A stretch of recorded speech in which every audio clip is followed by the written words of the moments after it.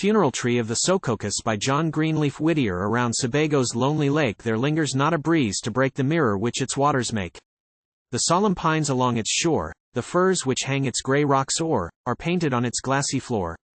The sun looks o'er, with hazy eye, the snowy mountain tops which lie piled coldly up against the sky, dazzling in white, save where the bleak, wild winds have bared some splintering peak, or snowslide left its dusky streak.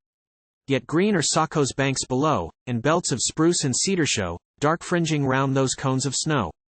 The earth hath felt the breath of spring, though yet on her deliverer's wing the lingering frosts of winter cling. Fresh grasses fringe the meadow-brooks, and mildly from its sunny nooks the blue eye of the violet looks.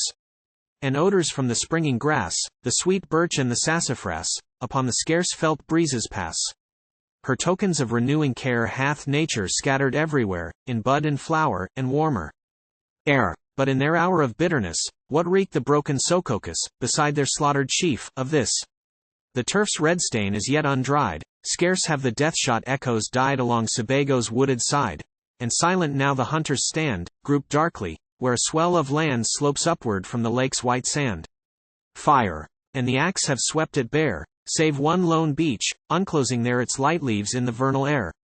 With grave, cold looks, all sternly mute, they break the damp turf at its foot, and bare its coiled and twisted root.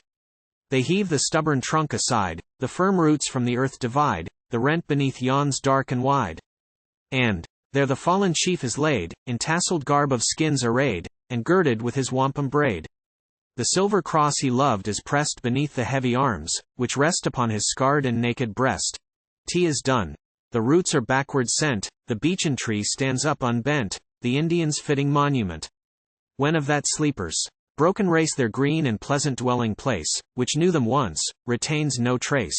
Oh, long may sunset's light be shed as now upon that beech's head, a green memorial of the dead. There shall his fitting requiem be, in northern winds, that, cold and free, howl nightly in that funeral tree. To their wild wail the waves which break forever round that lonely lake a solemn undertone shall make. And who shall deem the spot unblessed, where nature's younger children rest, lulled on their sorrowing mother's breast? Deem ye that mother loveth less these bronzed forms of the wilderness she foldeth in her long caress? As sweet o'er them her wild flowers blow, as if with fairer hair and brow the blue-eyed Saxons slept below. What though the places of their rest no priestly knee hath ever pressed, no funeral rite nor prayer hath blessed? What though the bigot's ban be there, and thoughts of wailing and despair, and cursing in the place of prayer? Yet heaven hath angels watching round the Indians' lowliest forest mound, and they have made it holy ground. There ceases man's frail judgment. All his powerless bolts of cursing fall unheeded on that grassy pall. O peeled and hunted and reviled, sleep on, dark tenant of the wild. Great nature owns her simple child, and nature's God, to whom alone the secret of the heart is known, the hidden language traced thereon, who from its many cumberings of form and creed, and outward things, to light the naked spirit brings. Not with our partial eye shall scan, not with our pride and scorn shall ban, the spirit of our brother man.